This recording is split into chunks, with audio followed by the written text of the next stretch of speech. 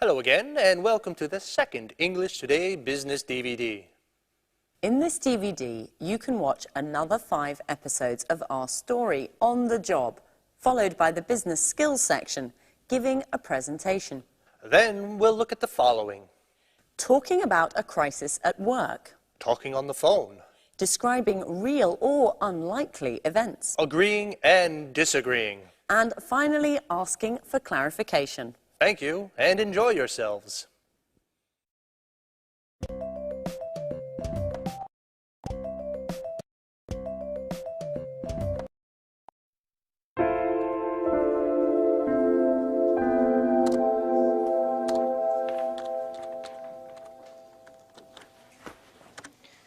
So, Anne, how did your meeting with Mr. Stevens and the Montex representative go? Quite well. Actually, it was very interesting. Did they come to any agreement? Well, for the moment, Montrax is going to print 3,000 copies of our next series of cookbooks.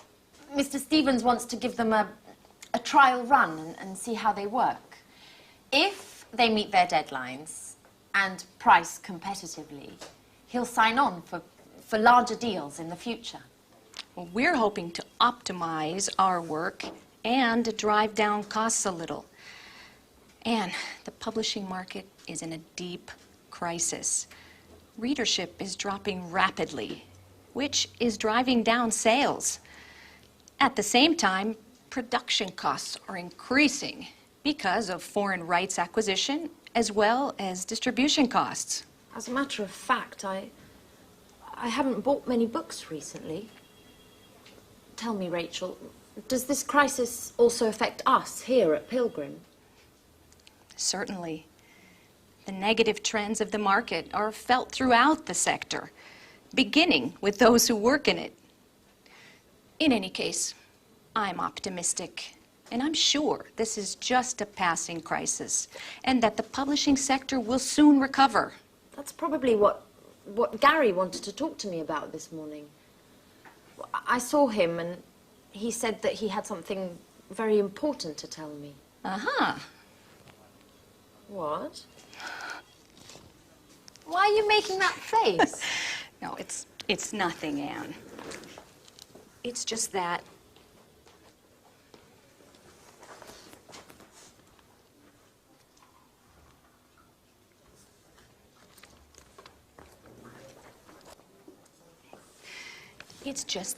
I don't trust Gary. He's a Latin lover and full of himself. He chases all of the pretty girls around here, and you are just his latest victim. Look, Rachel, I'm perfectly capable of looking after myself. I only have a working relationship with Gary, and that's how it's going to stay. Sorry, Anne. I certainly didn't mean to offend you. I'm quite aware that you are an intelligent young woman who can keep men like Gary at a distance. In any case, I just wanted to warn you. I'm sure you'll agree with me once you get to know him.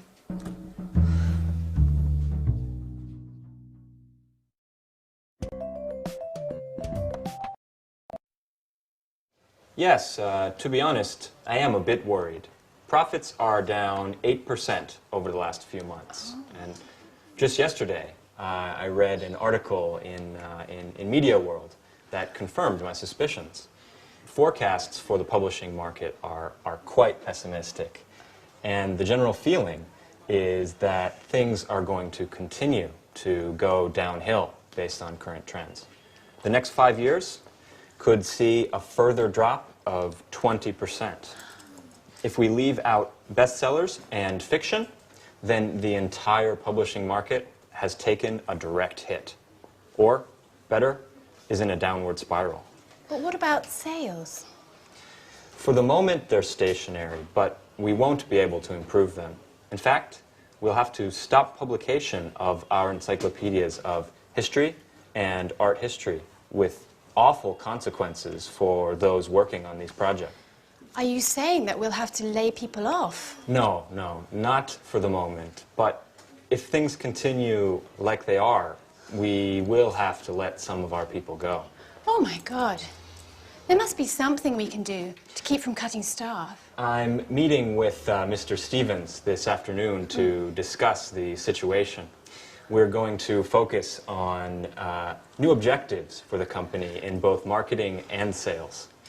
Perhaps we will develop a new line of economic paperbacks, which might help sales. But the other publishers are already doing that successfully. I think we'll need to develop new products to encourage new market opportunities. Well said, Billy. I've already got an idea to suggest. It won't resolve all of our problems, but it could bring about some interesting developments. And what might this new idea be? Anne! Well, Anne, are you in there? Hey, you! I'm looking for my friend Anne. Is she with you? Anne! Surprise! Anne, hello. Come back to Earth. Someone's looking for you. Alice, what are you doing here? Well, I came to see where you work, Anne. Could you give me a tour? So, these are your colleagues. Oh. What long faces. Are you always like this? We need a little fun to lighten things up in here. Why don't you invite them to the party this evening? No, no, really. I don't think, well, today's really not a good time to be talking about parties. Why don't you come back some other time? And perhaps warn me in advance, perhaps. Bye-bye, Alice.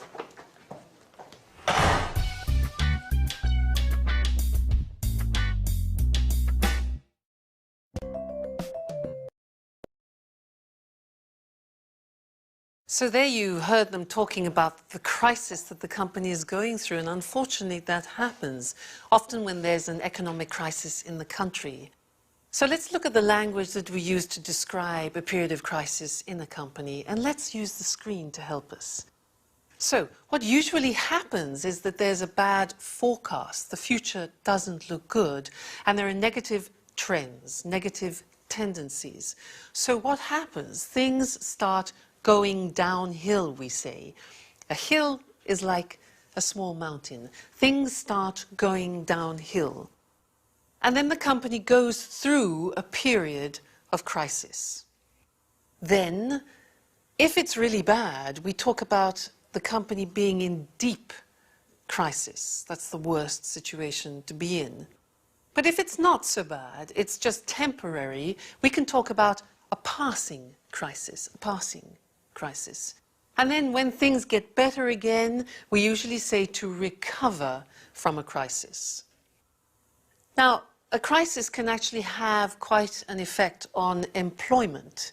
And now I want to look at the language that we use in English to describe employment. It's very interesting because we have many different words to describe that, and maybe in your languages too. So, let's look at the screen. Think of an employee. When an employee goes into a company for the first time, we say in English that he or she joins the company.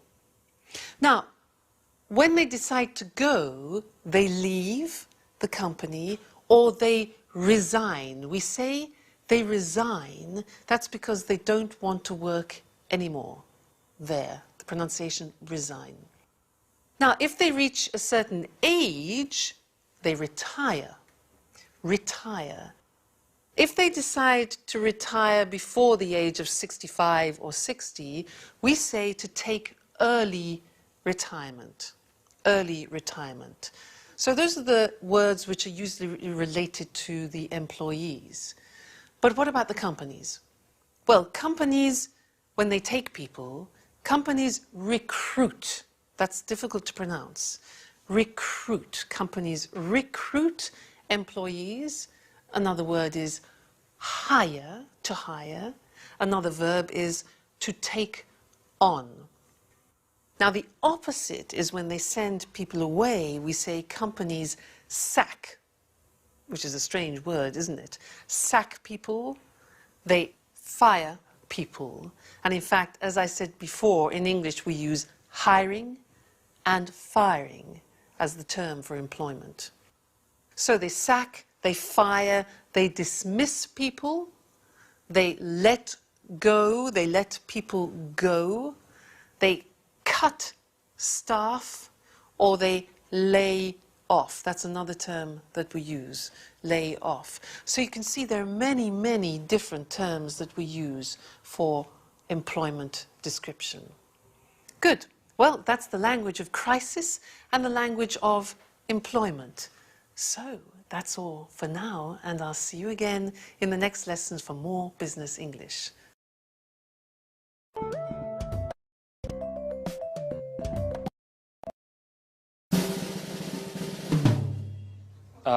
Right. Anne, are you ready for your next telephone call? Oh, yes. Okay. You need to get in touch with Mr. Bradford. He's a great author who has worked with us for years. He's quite friendly, and he's quite a wizard at the stove. He opened a restaurant a few years ago, but he sold it to move on to writing cookbooks. He knows 1,000 tricks in the kitchen, and he can make anything taste great, even tomato soup. Oh, come on, stop it, Gary. I've only had half a sandwich today, and hearing about tasty treats is driving me crazy. I know, I know. Speaking of eating, when are we going to have dinner together? You don't know when to quit, do you? Enough joking around. Well, let me give the kitchen superman a call. Okay, but don't forget to pay him compliments. This guy just eats them up.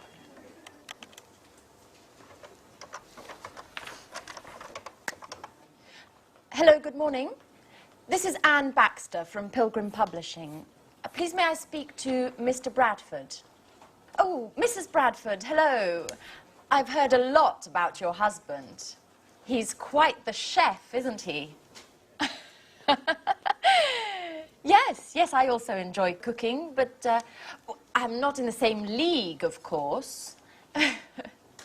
Well, I'm calling to propose a new cookbook series to Mr. Bradford. We're going to be taking it to press soon. Okay, yes, thank you. Yes, I'll hold.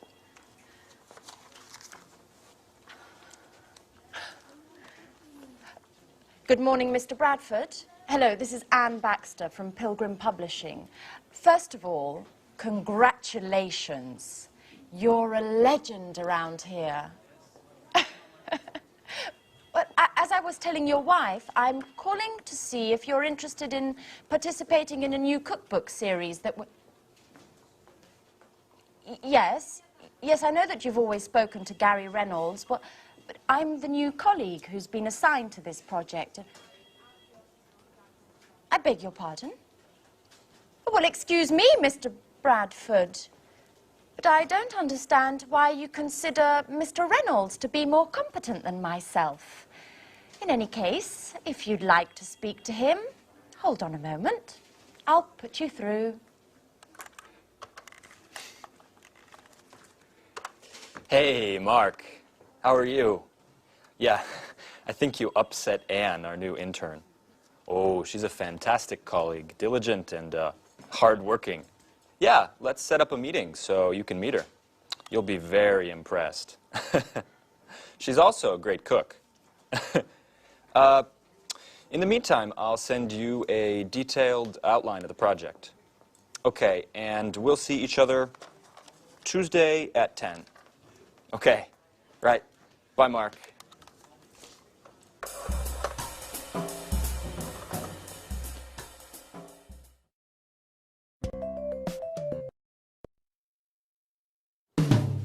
Well, what a pleasant person he is. Oh, come on, Anne. Don't let him get to you. Mr. Bradford is just a little shy with those he doesn't know. But you'll see. He's quite a lot of fun once you've met him. Why don't we take a short break? How about a little fun on the telephone? I need to relax and have a good laugh. Okay. But who should we call? I know. Let's call my flatmate Alice. She's always looking for new boyfriends, and you could pretend to be a friend of Jack's, the other flatmate, saying that you saw a picture of her and that you'd love to meet her. Okay, but she isn't going to get angry with me, is she? Oh, no, we'll tell her it was just a joke.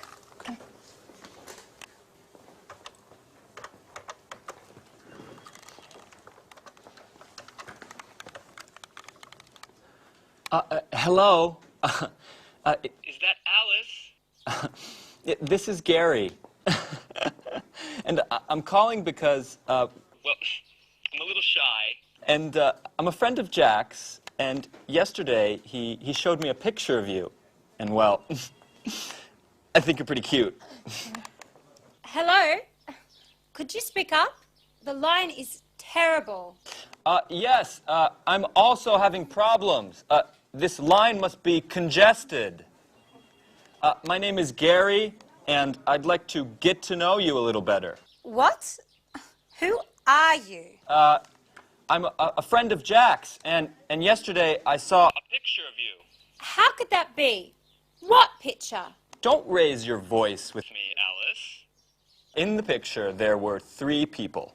One was Jack, one was an ugly girl, and then a very beautiful lady. And Jack told me it was you. hold on, while I put you through to a friend of mine who doesn't agree with me about the ugly girl. Hello? Who's speaking? This is Alice, and I urgently need to speak with the other guy. I think his name is Gary. I'm afraid I can't hear you. Could you speak up? I said I urgently need to speak with Gary. Oh, I'm afraid Gary's very busy at the moment. If you'd like an appointment, I can fit you in the beginning of next month. What? You are joking, aren't you? I told you I need to speak with him immediately. Alice! It's Anne. It's a joke! And you fell for it completely. Anne, you scared the hell out of me. What a stupid joke. Okay, maybe it was a stupid joke, but you bought it hook, line and sinker.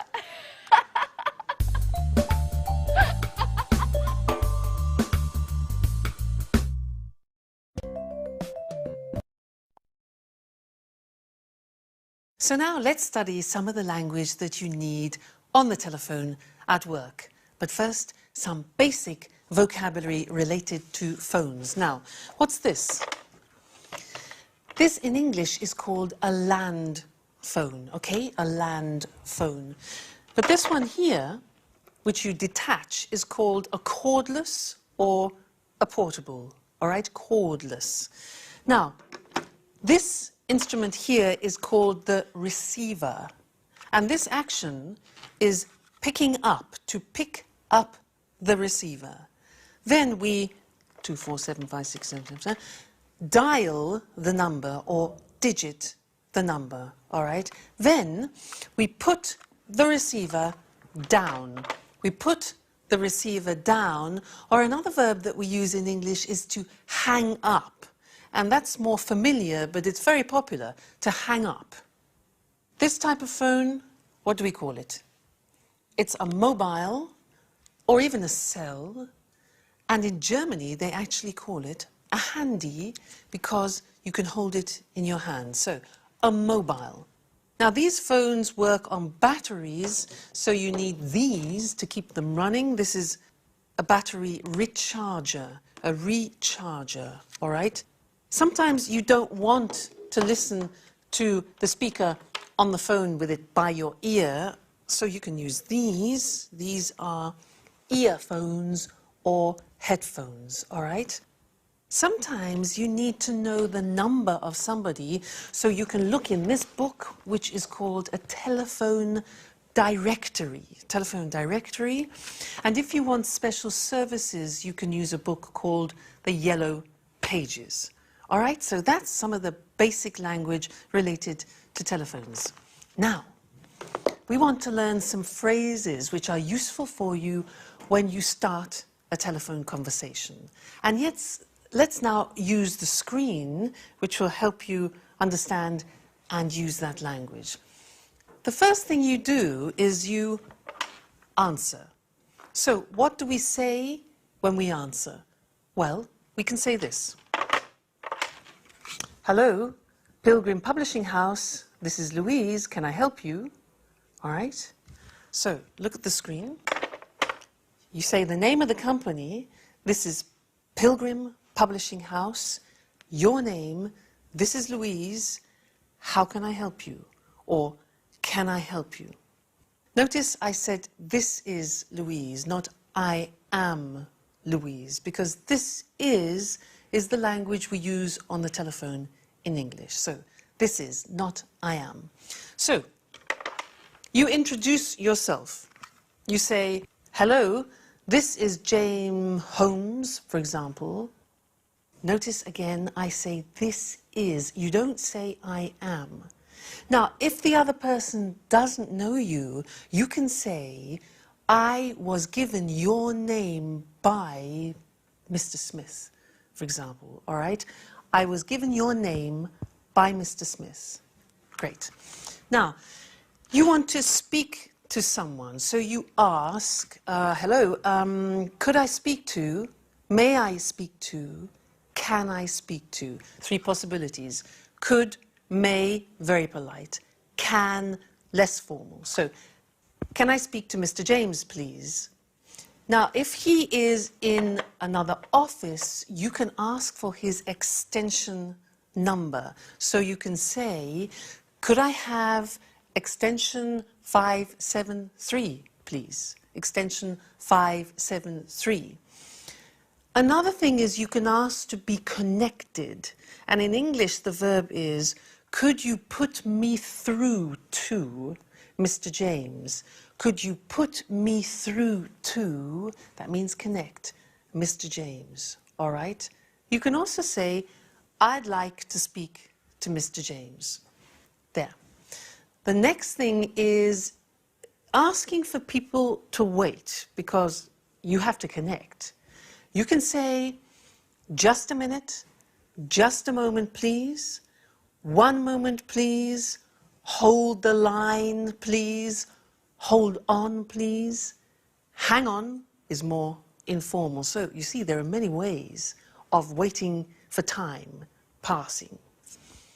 Then, the next important thing is when you make a telephone call, sometimes you need to check that it's convenient, especially on mobile phones, because people answer when they're walking in the street, etc.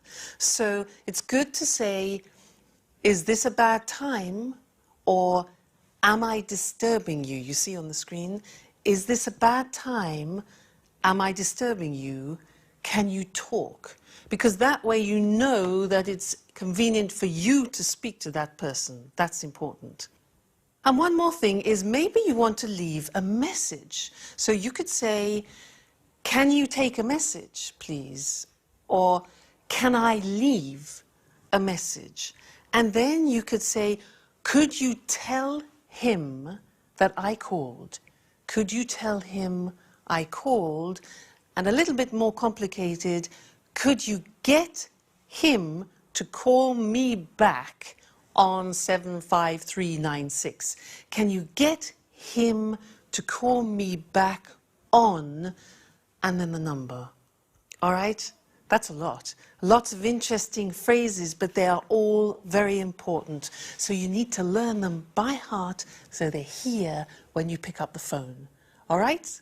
That's the end of this lesson, but we will be doing more on telephoning later. So, bye.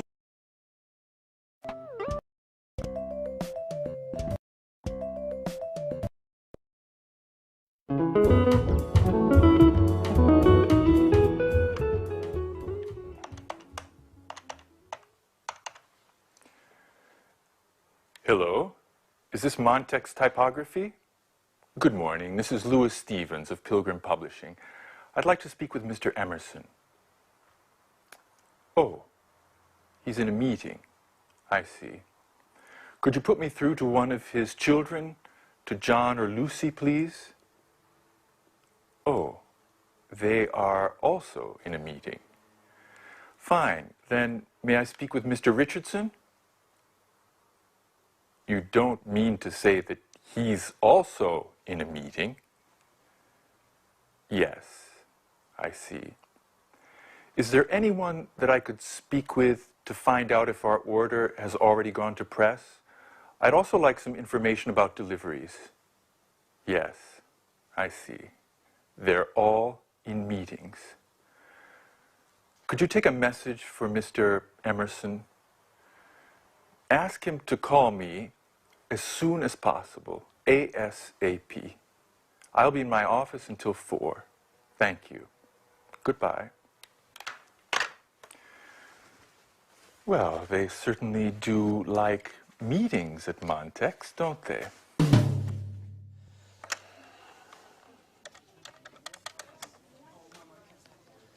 Good morning. This is Gary Reynolds of Pilgrim Publishing. I would like to speak with Mr. Smith, please. Hey there, little guy. Could you give me your father, please? I see, he's not in. May I speak to your mom, then? I see, she's out as well. Okay. Does that mean that you're home alone? No, is there an adult in the house? Your babysitter. Okay. May I speak to her? Yes, hello, this is Gary Reynolds of Pilgrim Publishing. No, not Penguin. P-I-L-G-R-I-M. Right. I wanted to speak to Mr. Smith about a new cookbook series that we're preparing. No, you've misunderstood. No, I'm not trying to sell anything. I don't sell encyclopedias. No, listen, I work in a publishing house, and Mr. Smith is one of our authors. Oh, hey, wait, don't hang up. Could you... Hello? Well, let's try someone else. Mr. Fox.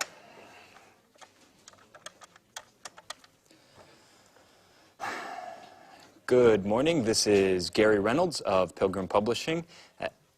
Answering machine. Great. Yes, good morning. This is a message for Mr. Fox. I'm Gary Reynolds of Pilgrim Publishing, and I was interested in finding out if you would like to participate in a new cookbook series that we are publishing soon. You can contact me at your earliest convenience, and you can reach me at the number 786-8776. Okay, thank you. Goodbye. Well, seems like today is just not my lucky day.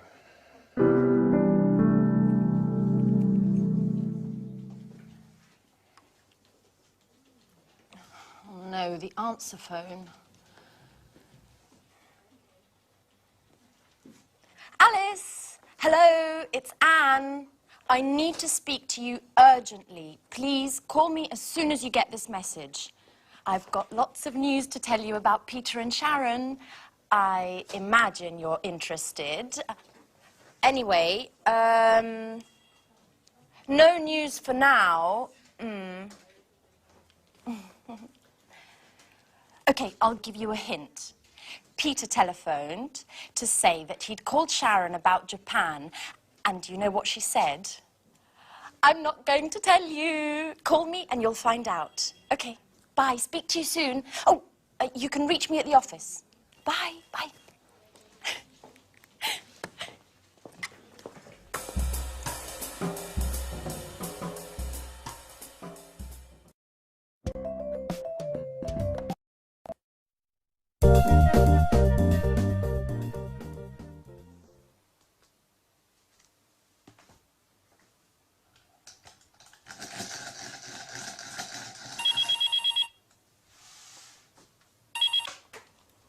Pilgrim Publishing, good morning.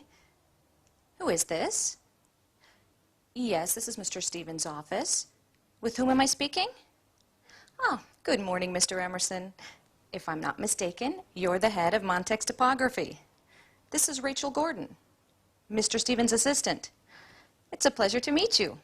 On the phone. No, I'm sorry. Mr. Stevens isn't in at the moment. He just left. Yes, I know it's 4 o'clock. No, unfortunately, he was called away unexpectedly. Would you care to speak with me? No, don't worry. There are no secrets between Mr. Stevens and myself. Yes, he telephoned to find out if you had already begun work on our order. And I think he also wanted to know about the means of delivery. Uh-huh. Fine. Mr. Stevens will be pleased. Yes, taken note of everything. In any case, I'll have him call you tomorrow morning. When will you be in? At 10. Okay. Fine. Goodbye, Mr. Emerson. I look forward to meeting you in person.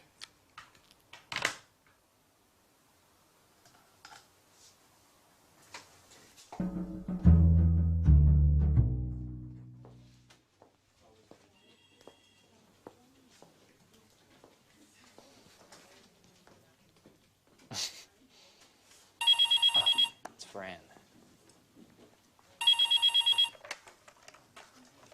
Hello?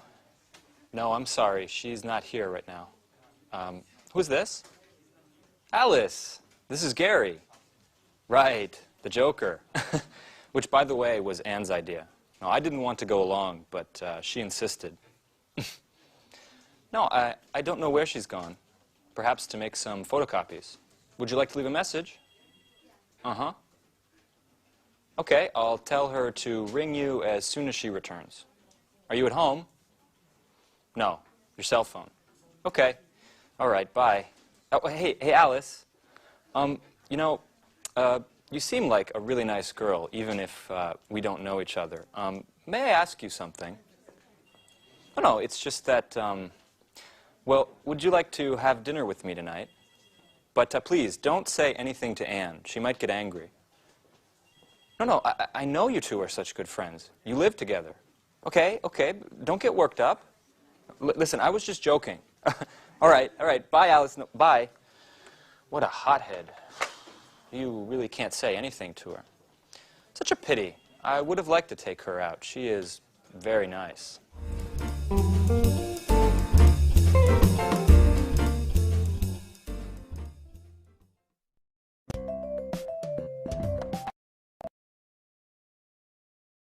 Fine.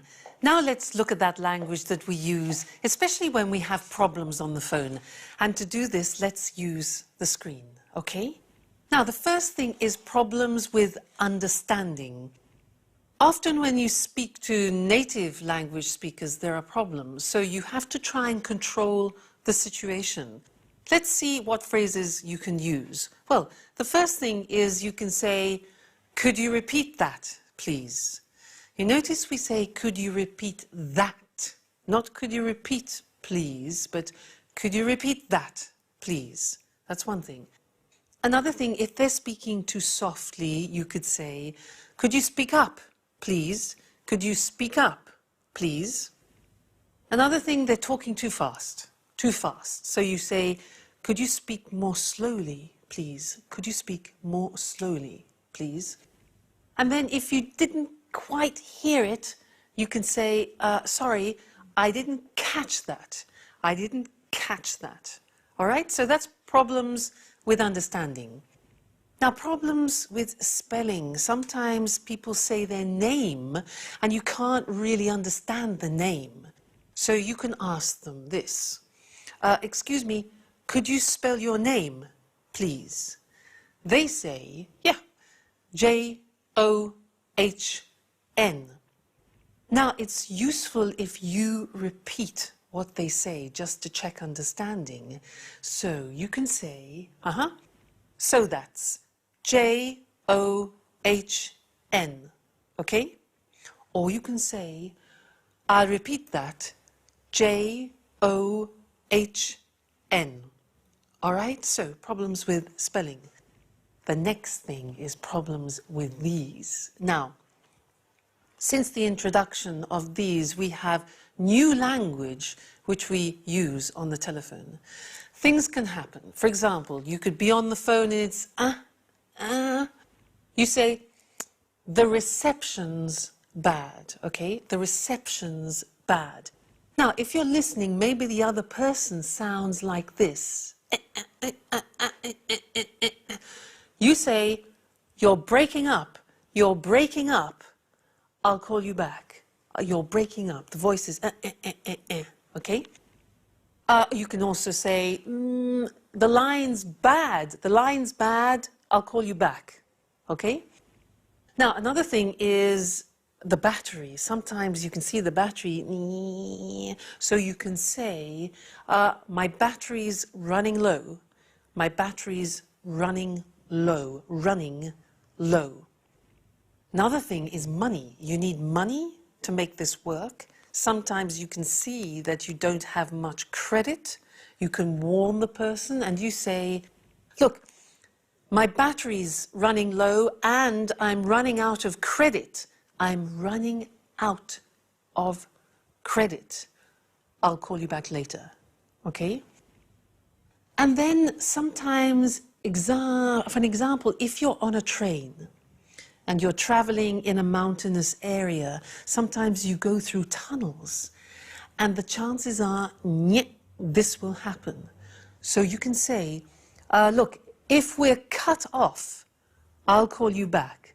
If we're cut off, I'll call you back. All right, so typical problems with mobile telephones. Now, sometimes you have problems when you're trying to connect people. You call, you want to speak to somebody, there are problems reaching that person. So you can hear, I'm sorry, there's no reply. Or, I'm sorry, the line's engaged at the moment. Or, Mr. John's on the other line. Or, she's out of the office. Or, he isn't in at the moment. Or, he's just left. He's being called away unexpectedly. All right, so those are typical things that happen when you're trying to connect.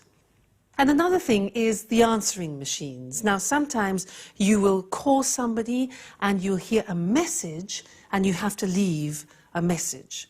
Now, a typical message from America could be, you have reached 700-423.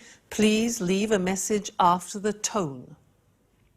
In Britain, you would hear, this is 700-423. This is the answering machine of James Smith, for example. Please leave a message after the beep. So you do that. You leave your name, the company, the time you called, give your message, and then say goodbye. All right, so that's some more language for you to help you, in particular when you have problems on the telephone or when you have to leave messages. All right, well, that's the end of this lesson, and I'll see you again in the next one. Bye.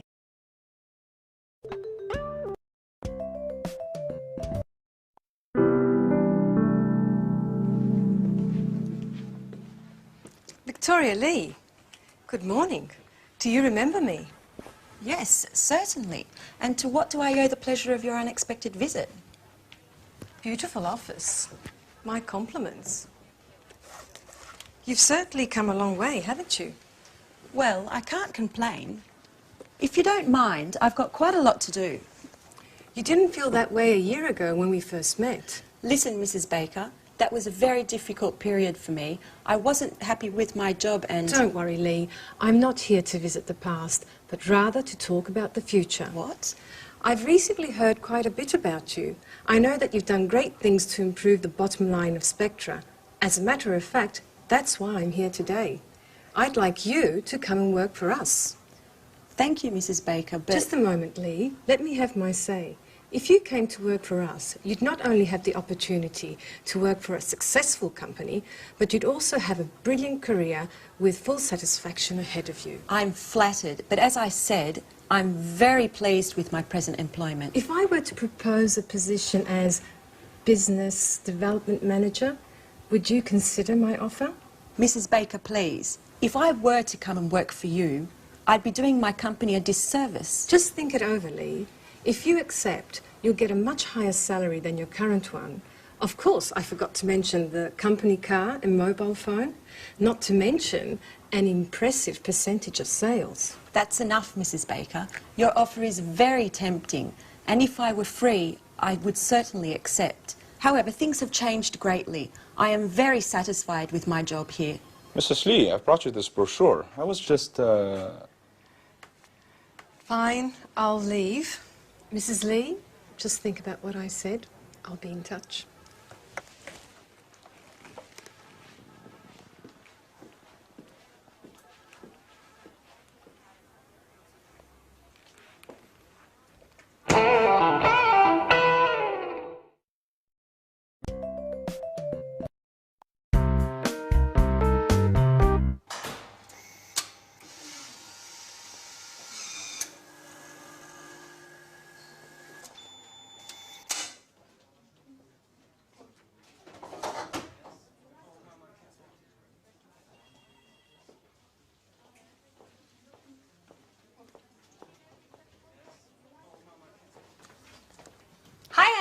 Have you got a moment?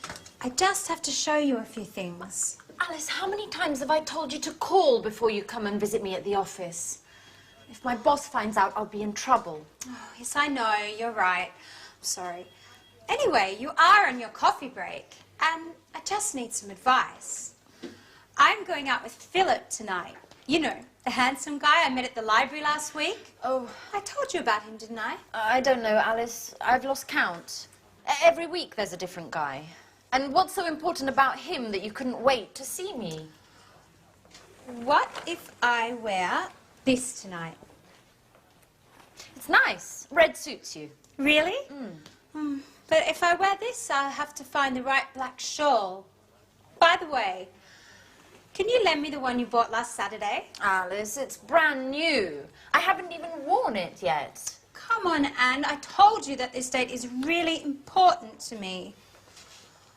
Okay. What if I wore this one? That's pretty too. Yes, but if I wear this one, it would go better with your blue hat. Could you lend it to me? Oh. Please, Anne. Oh, Alice, no, not that one. It was a present from my sister. Oh. I'm very attached to it. Oh, please, Anne. Come on, help me, please. Okay, it's impossible to talk you out of anything anyway. But if I'd known you were going to borrow my entire wardrobe, I would have immediately told you I was very busy. Thanks, Anne. You're the best. Yeah. Okay, I'm going now. By the way, what would you say if I told you I had broken your camera? You've done what? Oh, come on, Anne. I'm joking. Oh, I think work is making you just a little bit too nervous. Bye.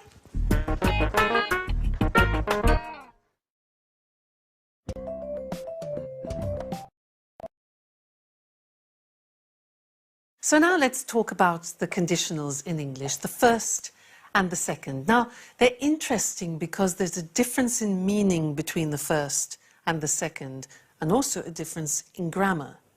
The first one we use in situations which are really possible, but the second conditional we use in situations which are more improbable.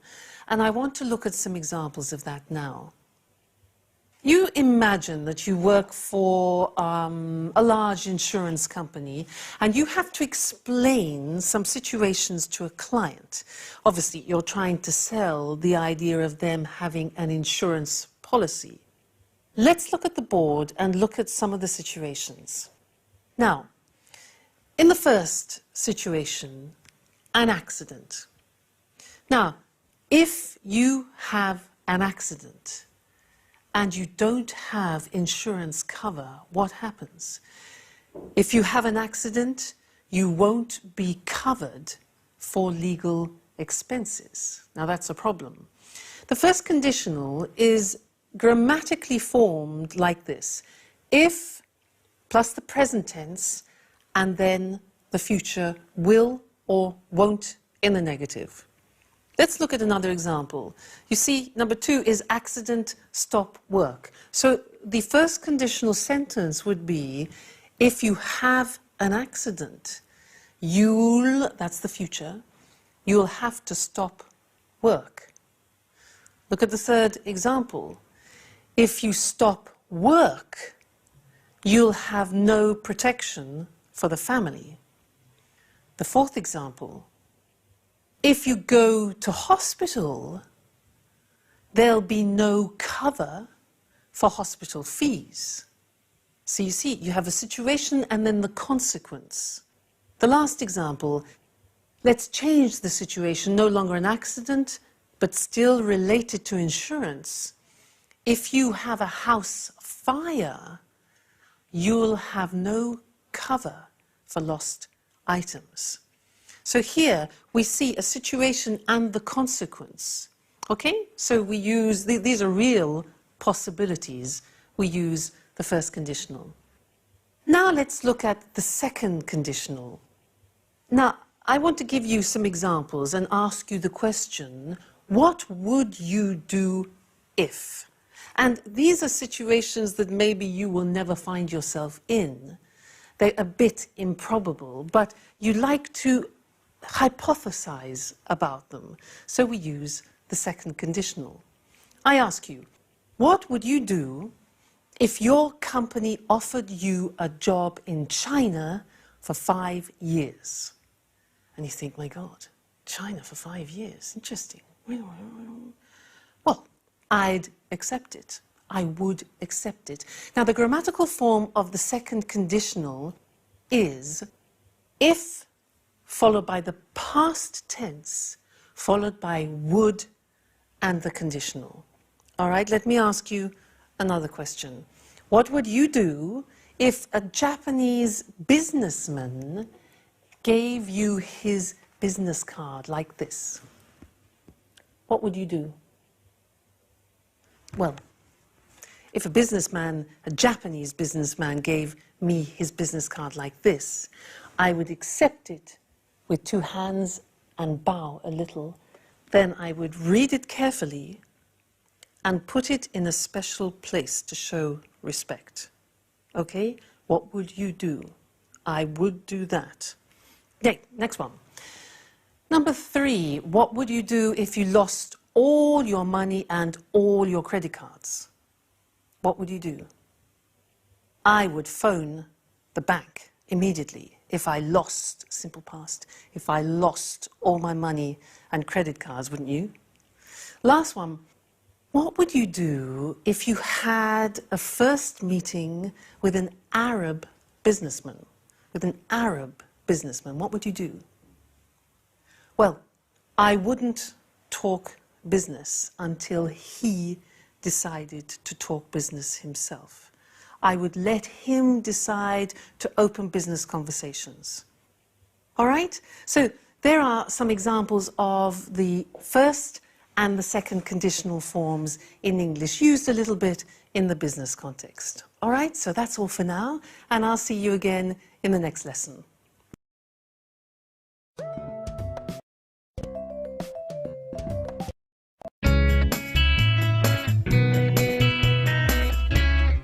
Yes. Yes, Mr. Jones. The collection is divided into thematic volumes. Your volume will be the first, dealing with starters. That's right. Yes, recipes should be written clearly and precisely. Well, I'm not sure I agree with you there. Ingredients should be written separately, directly under the title of each dish. Okay. I'll expect your first instalment next week, then. All right. Goodbye, Mr. Jones. Goodbye.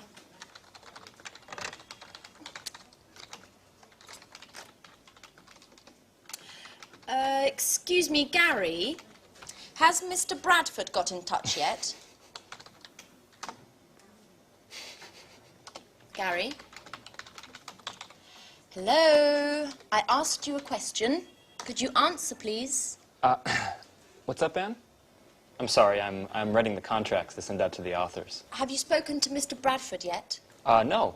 Could you give him a call? I'm really very busy at the moment. Okay. Could you at least tell me where you are with him?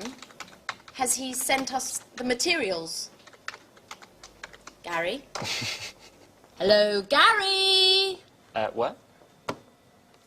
Please, can you tell me what is so entertaining about drawing up contracts? Why? Because you're glued to your computer and you keep laughing like a fool. I'm just in a good mood today. Come on, Gary. I'm not stupid. What are you doing?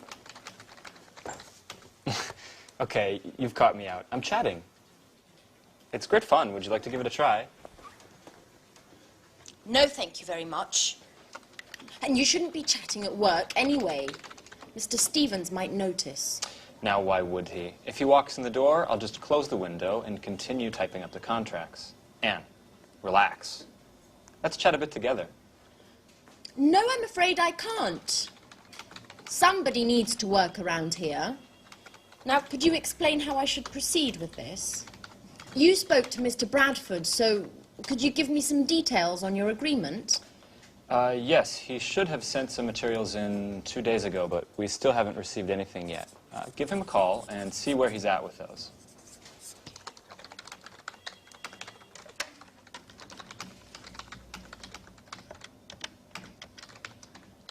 Hello, Mr. Bradford. This is Anne Baxter from Pilgrim Publishing. Hello. We are still waiting for the materials you should have sent us 2 days ago. I just wanted to know if you were having problems. Well, what does the index have to do with it?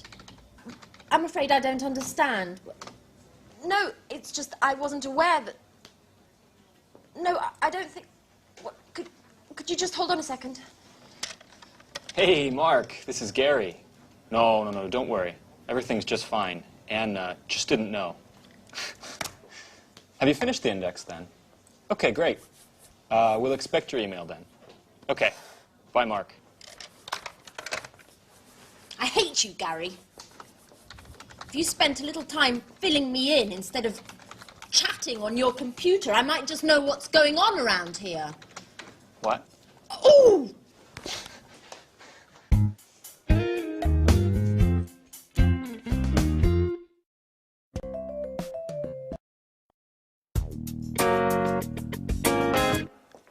Mrs. Lee, excuse me for disturbing, but I need to speak to you for a moment. You're not disturbing, Mr. Chang. What can I do for you? Perhaps it's none of my business, but considering the importance of the deal for you and your company, I want to be absolutely sure that everything goes smoothly and that no ugly surprises are around the corner. I don't understand, Mr. Chang. What are you getting at? You see, Victoria, I value you highly and trust in you, but I don't like people going behind my back. What are you insinuating, Mr. Chang? Victoria, I know very well the woman who visited you in your office yesterday, Mrs. Baker, Human Resources Director for Play, the world's largest sporting goods chain. And? Mrs. Baker is well known as a headhunter. You know, those personnel managers who rob other companies of their own talents to employ for their own companies. So tell me, Victoria, what did Mrs. Baker want from you? You're right. Mrs. Baker made me a very interesting offer, but I certainly have no intention of accepting. Are you quite sure, Victoria? Look, Mr. Chang, I had an interview with Mrs. Baker last year. At the time, I was working for Spectre, but I was very unhappy. I had been hired to work in the business office and had expected more important assignments. But unfortunately, my work was very monotonous and boring, nothing that met my expectations. So I sent a CV to Play, they contacted me for an interview, but there weren't any positions open at the time. Therefore, I stayed at Spectre. And there's another thing, Mr. Chang. I have a dream. I've always wanted to work in a publishing house ever since I was a teenager. And that's also why I wanted to leave this job. Numbers just don't go with my creativity. And what about now, Victoria? Do you still doubt about your job? And what about your expectations? Well, now things are different. I've taken on a role with more responsibilities, and I'm working on important projects like this one. It's been a double victory for me. Not many women have such prestigious positions, and I'm quite proud of that. I finally have the chance to demonstrate all my abilities, and I have no intention to renounce that. You have to believe me, Mr. Chang. I have no intention whatsoever of betraying my company. I believe you, Victoria. I certainly appreciate your sincerity. You're quite a capable young woman. And I'm certainly very pleased to have solved this little misunderstanding.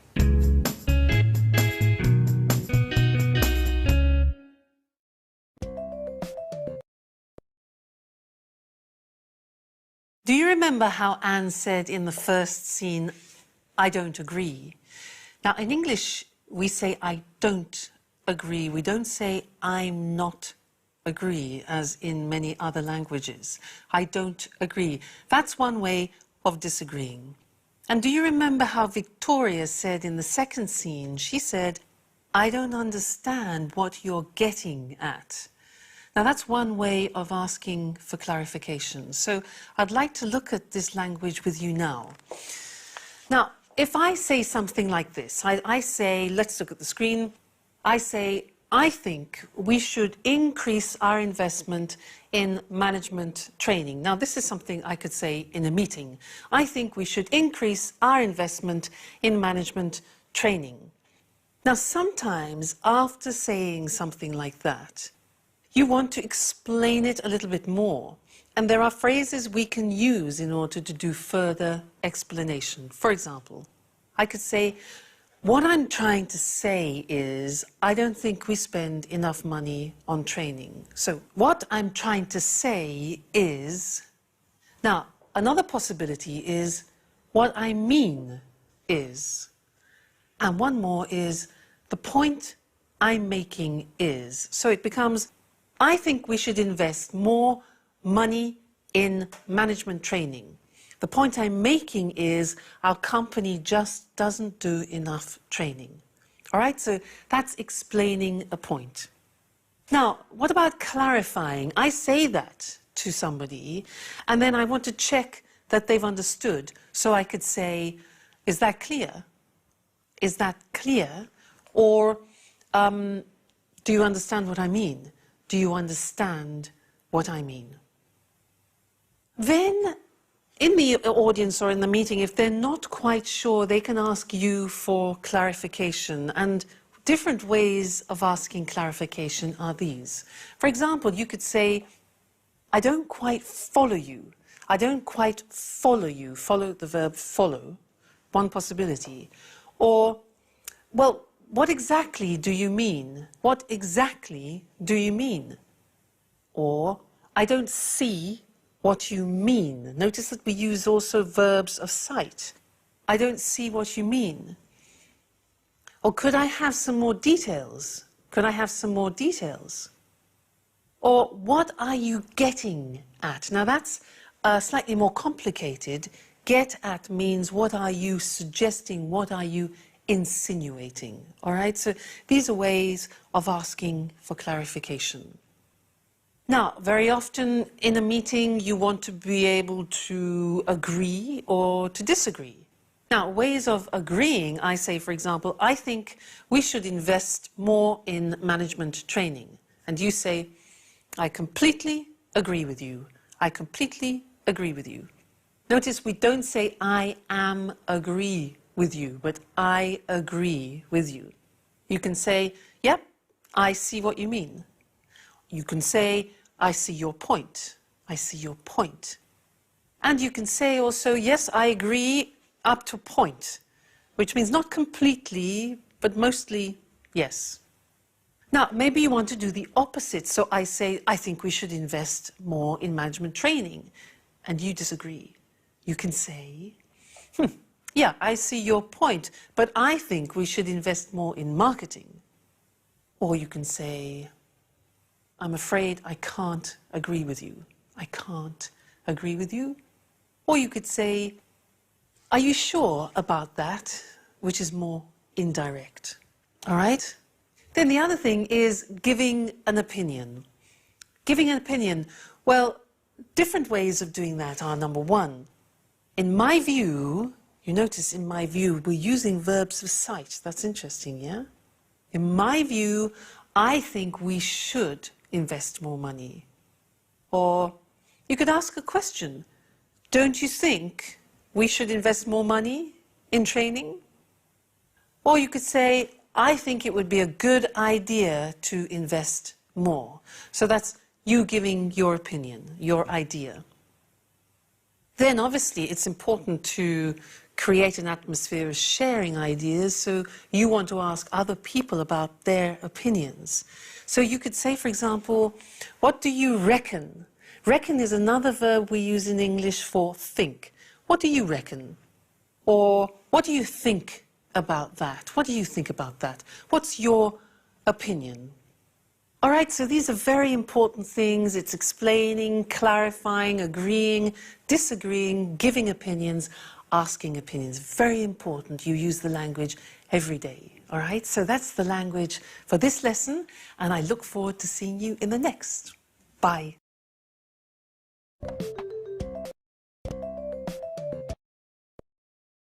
Hello and welcome back to Business Talk. Hi there. Well, today we're going to talk about giving good presentations in English. Yes, giving a presentation can be a frightening prospect, but if you understand the psychology behind the business skill, it really is quite simple. Like most business skills, it's all about communication and using the right kind of language in an effective way, right? That's right. But I still think it's an important moment. Obviously, you want to make a good impression, and the fear of boring your listeners can make you very nervous. Well, in the Anglo-Saxon world, making a good impression usually means demonstrating your ability in teamwork, that you're a good member to have on the team. Teamwork is all about organisation, and it implies everyone working together. Therefore, the language you use should involve everyone. And of course, you don't want to bore or lose anyone along the way, so keep it simple. Yes, organisation, language, and simplicity are three very important factors when planning a presentation. First, organize what you want to say. And is there some kind of winning structure for a good presentation? Definitely. You should always start with a personal introduction, then the subject of your presentation and its purpose. It's a good idea to briefly outline the main points of the presentation and then talk about each point in more detail. At the end, give a short summary of what you've said before your conclusion, and there you go. You make it sound so simple. Well, the aim of this structure is in fact to simplify your task. And remember, the #1 rule for giving a good presentation in English is KISS, K-I-S-S. Keep it short and simple. How about giving an example of a presentation? Okay, well, we don't really have time for a whole presentation, but I'll give you an example of the kind of language and structure I mean. Good morning. I'm Eric Brown, and I'm in charge of quality control here at the plant. This morning, I'd like to talk about a problem we had last week. My aim is to stop this problem happening again. First, I'm going to give you some background information, then I'll fill you in on the details, and finally, we'll look at some possible solutions. So, first of all, let's look at the background. And here, Eric would give some background information about the problem, so everyone has a clear picture. Now we're going to try to understand exactly what happened last week. Here, Eric would talk about the problem we had last week. And finally, why don't we have a look at some possible solutions? At which point, Eric would talk about the various solutions to the problem in turn, before saying, "Let me sum up," where Eric would briefly summarize the different points he's made during the presentation and move on to the conclusion, starting, "So, now shall we try to draw some conclusions? Thank you for your attention, and if you have any questions, don't hesitate to ask." That was very precise and to the point. Now, it's difficult to remember everything you want to say unless you learn it all by heart, especially if you're nervous. So it's a good idea to have some notes with you. Of course, you shouldn't read the whole presentation. That could get quite boring, but you do want to get off to a good start, so perhaps writing your introduction word for word is advisable. And then just have the opening sentences of each part of the presentation so you have an outline to follow. Yes, in case you get lost, you can easily get back on track. That's right, and speak slowly and clearly. Obviously, try to use emphasis and pauses to highlight the important points. So, KISS is the key to a good presentation. Keep it short and simple. And the three fundamental aspects to keep in mind are organization, language, and simplicity. Today, most people use PowerPoint to deliver their presentations. We can't talk about how to use PowerPoint now. Remember to get the language right, and your PowerPoint presentation will be fine. Good advice. Our time's up, so I'm afraid we have to say goodbye. See you soon. Bye-bye. Let's look more closely at Eric's presentation and those three important factors to bear in mind when planning a presentation: organization, language, and simplicity. So, the first thing to do is organize what you want to say and give your presentation a clear structure. Let's look at a basic outline for a presentation. Start with a brief personal introduction so everyone knows who you are.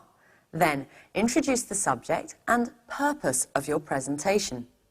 Briefly outline the main points so everyone knows what you will be talking about, and then treat each point in order. It's a good idea to give a short summary of all the points at the end. And finally, a conclusion to close your presentation. Personal introduction. Introduce subject and purpose. Outline the main points. Point 1, point 2, point 3, summary, conclusion. And what about the language? Remember, KISS, K-I-S-S. Keep it short and simple. Simplicity is essential in every aspect of the presentation, in its organisation and the language we use. Short, well-structured sentences that mark the beginning of each part of the presentation are helpful to keep you on track and keep your listeners' attention. Did you notice in Eric's presentation, he marked the start of each new section of the presentation very clearly? Let's look at the language he used and how each point corresponds to the outline we've just seen. I'd like to talk about a problem we had last week. My aim is to stop this problem happening again. First, I'm going to give you some background information, then I'll fill you in on the details, and finally we'll look at some possible solutions. So first of all, let's look at the background. Now we're going to try to understand exactly what happened last week, and finally, why don't we have a look at some possible solutions? Let me sum up.